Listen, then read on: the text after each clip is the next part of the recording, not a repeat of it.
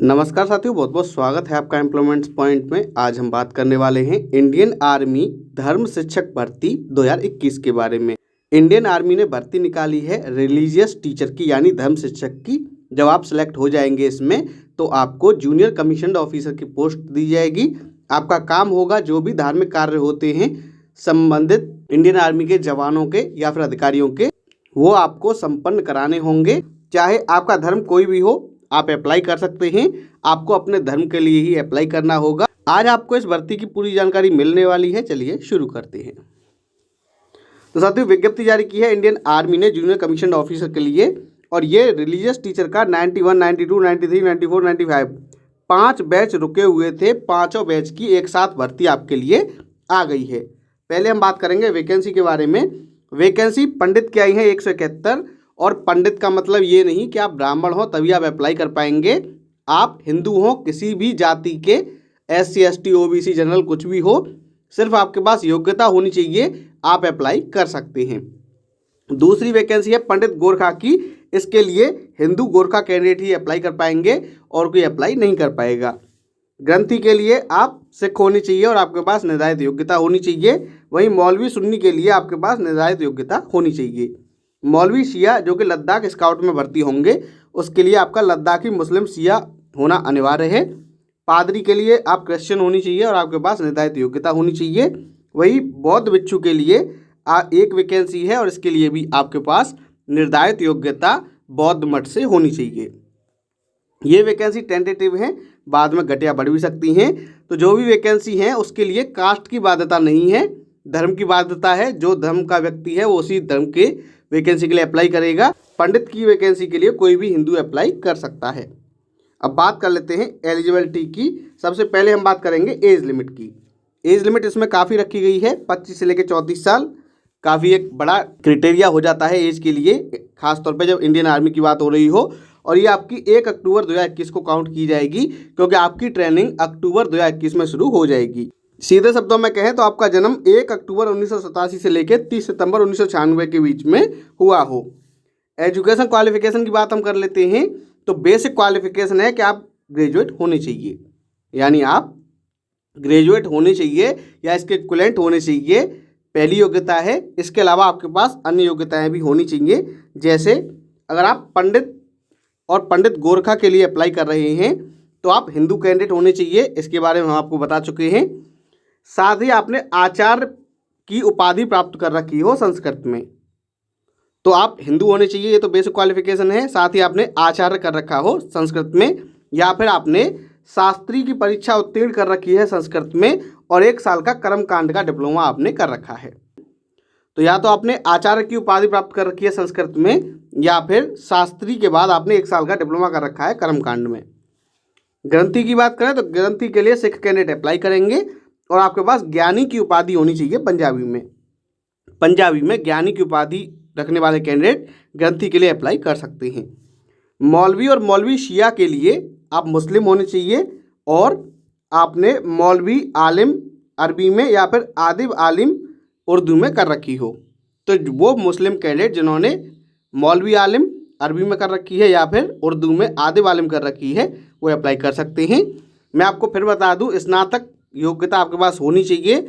अगर आपकी जो डिग्री है, जो भी उपाधि है, वो स्नातक के समकक्ष है तो कोई बात नहीं। अगर वो नहीं है तो आपके पास ये योग्यता स्नातक के बाद होनी चाहिए।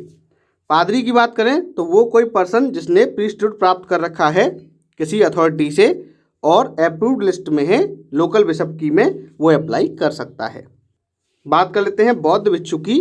बौद्ध भिक्षु के लिए वो कैंडिडेट जो बौद्ध भिक्षु, बौद्ध पुजारी रह चुका है अथॉरिटी के द्वारा, साथ ही किसी भी मोनेस्ट्री यानी मठ से जो हेड प्रीस्ट होते हैं उनको प्रीस्टहुड होनी चाहिए। और जो आपको ये सर्टिफिकेट प्रदान कर रहा है वो जो पुजारी है उसके पास गेशी PhD होनी चाहिए खानपा में या फिर लोपोन में या फिर राब जैम में, ये आपके पास योग्यता होनी चाहिए। प्रॉपर सर्टिफिकेट होना चाहिए मोनेस्ट्री का। तो आपके पास ये सब योग्यता होनी चाहिए। और जो कैंडिडेट अप्लाई कर रहे हैं वो इन सब चीज़ों के बारे में जानते हैं। बौद्ध भिक्षु के लिए खास तौर पर ये योग्यता इन सर्विस और डायरेक्ट एंट्री सभी के लिए लागू है। इंडियन आर्मी की भर्ती में मेडिकल स्टैंडर्ड सबसे बड़ा इश्यू रहता है, उसके बारे में हम आपको बता देते हैं। आपके पास कम से कम 14 डेंटल पॉइंट होने चाहिए, हेल्दी गम्स होने चाहिए, आपको कोई भी बीमारी ना हो जैसे deformity of bones, hydrocele, varicose veins, piles, ये आपको नहीं होनी चाहिए। आपकी चेस्ट में कम से कम 5 सेंटीमीटर का फुलाव हो, आपका फिजिक अच्छा हो, साथ ही आपकी नॉर्मल हियरिंग होनी चाहिए। आपकी जो चेस्ट है वो आपके हाइट के अकॉर्डिंग होनी चाहिए। आपकी जो मेडिकल कैटेगरी है वो शेप 1 है, यानी आपकी हेल्थ एक्सट्रीमली गुड होनी चाहिए, तभी आपको भर्ती किया जाएगा। फिजिकल स्टैंडर्ड और फिटनेस टेस्ट की बात हम कर लेते हैं। हाइट 160 सेंटीमीटर रखी गई है। गोरखा लद्दाखी के लिए 157 सेंटीमीटर, अंडमान निकोबार के लिए रखी गई है 155 सेंटीमीटर। चेस्ट की बात करें तो 77 सेंटीमीटर रखी गई है। वजन हाइट और एज के अकॉर्डिंग रखा गया है, फिर भी 50 केजी होना चाहिए कम से कम जनरल के लिए। वही गोरखा लद्दाखी के लिए रखा गया है 48। आपका होगा फिजिकल फिटनेस टेस्ट, इसमें आपको 1600 मीटर की रेस क्वालिफाई करनी होगी 8 मिनट में, और हिली टेरेन पर, यानी अगर आपकी दौड़ ऊंचाई पर होती है तो 5000 से 9000 फीट के बीच की ऊंचाई पर 30 सेकंड, और उससे ज़्यादा पर 120 सेकंड का एक्स्ट्रा टाइम आपको दिया जाएगा। फिजिकल के बारे में हमने बता दिया। अब बात कर लेते हैं स्क्रीनिंग की। तो जो भी कैंडिडेट एलिजिबल पाए जाएंगे उनको एडमिट कार्ड इशू किया जाएगा। जब उनको बुलाया जाएगा तो अपने साथ ओरिजिनल डॉक्यूमेंट्स लेके आएंगे। फिजिकल फिटनेस टेस्ट उनको क्वालिफाई करना पड़ेगा, और उनका मेडिकल एग्जामिनेशन होगा कंसर्न हेडक्वार्टर रिक्रूटिंग जोन में रेजिमेंटल सेंटर पर। ये क्वालिफाई करने के बाद आपका होगा रिटन एग्जाम, उसके बाद होगा इंटरव्यू, उसके बाद आपको ज्वाइन कराया जाएगा। जो कैंडिडेट स्क्रीनिंग में पास हो जाएंगे, फिजिकल में पास हो जाएंगे, उनको 27 जून 2021 को बुलाया जाएगा रिटन एग्जाम के लिए। ये आपका ऑब्जेक्टिव टाइप रहेगा। पहला पेपर आएगा जीके का, यानी जनरल अवेयरनेस का, 100 मार्क्स का ही रहेगा। 50 क्वेश्चन आएंगे, प्रत्येक के लिए 2 अंक दिए जाएंगे, और इसमें 0.5 की नेगेटिव मार्किंग रहेगी। 40 नंबर कम से कम आपको लाने होंगे। आपका पेपर 2 जो आपके धार्मिक ग्रंथों से संबंधित, धार्मिक संस्कारों से संबंधित, क्रियाकलापों से संबंधित रहेगा। इसमें भी 100 नंबर का रहेगा। 50 क्वेश्चन होंगे, 0.5 की नेगेटिव मार्किंग रहेगी, यानी सही पर 2 नंबर, गलत पर आधा नंबर काट लिया जाएगा। 40/100 इसमें भी क्वालिफाई करने होंगे, यानी 40% कम से कम नंबर लाने होंगे। और जो कैंडिडेट पेपर फर्स्ट में पास हो जाएंगे, 40% ले आएंगे, उनका ही पेपर सेकंड चेक किया जाएगा। बात कर लेते हैं इंटरव्यू की। इंटरव्यू उन्हीं कैंडिडेट का होगा जो पेपर 2 में क्वालिफाई हो जाएंगे, और पेपर 2 के नंबर के बेस पर ही उनको बुलाया जाएगा। पेपर फर्स्ट जो है उसके नंबर फाइनल मेरिट में नहीं जुड़ेंगे। तो जो आपका जनरल नॉलेज का पेपर है, जनरल अवेयरनेस का, उसके नंबर फाइनल मेरिट में नहीं जुड़ेंगे। जो पेपर 2 है उसके नंबर ही आपके फाइनल मेरिट में जुड़ने वाले हैं, यानी आपके धार्मिक क्रियाकलापों के नंबर ही जुड़ेंगे। उसी के सवाल आपसे इंटरव्यू में पूछे जाएंगे। जो आपके नाम है सिलेक्टेड कैंडिडेट के, वो joinindianarmy.nic.in पर अवेलेबल हो जाएंगे। कैंडिडेट को कम से कम 50 नंबर लाने पड़ेंगे 100 में से, तभी उनको इंटरव्यू के लिए बुलाया जाएगा। तो आपको कम से कम 40% तो पहले क्वालिफाई करना होगा, और इंटरव्यू के लिए 50% मार्क्स लाने होंगे। फाइनल मेरिट पेपर 2 और इंटरव्यू के बेस पर बनेगी। कोई भी बोनस मार्क्स किसी को भी नहीं मिलेगा। अब बात कर लेते हैं ज्वाइनिंग के बाद क्या होगा। ज्वाइनिंग के बाद आपको 6 वीक की ट्रेनिंग दी जाएगी खिड़की में, BEG एंड सेंटर में। उसके बाद आपको 11 वीक की ट्रेनिंग दी जाएगी धार्मिक क्रियाकलापों की नेशनल इंटीग्रेशन INI पुणे में, यानी institute of national integration INI Pune में आपको धार्मिक क्रियाकलापों की ट्रेनिंग दी जाएगी। इसको पास करने के बाद आपको नायब सूबेदार की पोस्ट पर ज्वाइनिंग दी जाएगी। अब बात कर लेते हैं आवेदन करने की। तो आवेदन में आपकी भर्ती पूरे भारत में हो रही है। आप कहीं के भी कैंडिडेट हो अप्लाई कर सकते हैं। जो कैंडिडेट सर्विस वाले हैं वो अपनी जोन के हिसाब से अप्लाई करेंगे, लेकिन जो सिविल कैंडिडेट हैं, यानी वो कैंडिडेट जो ओपन भर्ती देख रहे हैं, वो पंडित, ग्रंथी, पादरी, मौलवी, सुन्नी के लिए अप्लाई कर सकते हैं ऑनलाइन। वहीं सिविल गोरखा कैंडिडेट जो हैं वो अपना भरा हुआ फॉर्म भेजेंगे गोरखा रिक्रूटिंग डिपो कुंडरा घाट, यहाँ पर आप फॉर्म भेजेंगे। जो सिविल मुस्लिम सिया कैंडिडेट हैं वो लद्दाख रीजन में अपना फॉर्म भेजेंगे। Ladakh scout regimental centre Leh में ऑफलाइन फॉर्म जाएगा। वहीं बुद्ध महायान के लिए भी ऑफलाइन फॉर्म आपका जाएगा।